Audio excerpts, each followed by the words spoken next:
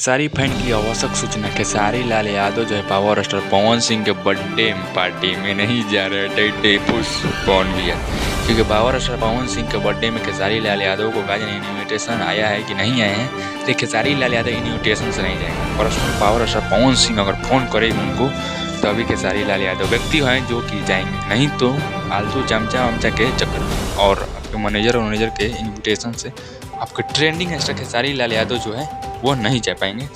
और इन साल खेसारी लाल यादव बिजी हैं। जी हाँ, अग्नि परीक्षा फिल्म के शूटिंग के डबिंग कर रहे हैं मुंबई अपने स्टूडियो के KR27 में। इसी की वजह से हम आपको पूरे पिछले वीडियो में बताए थे खेसारी लाल यादव 50% आशा है कि जा सकते हैं। अब तो 70-80% आशा है कि खेसारी लाल यादव नहीं जाएंगे, क्योंकि कल रात से डबिंग चालू है फिल्म का और आकांक्षा पुरी के साथ खेसारी लाल यादव मुंबई में एंजॉय कर रहे हैं, तो नहीं जा पाएंगे।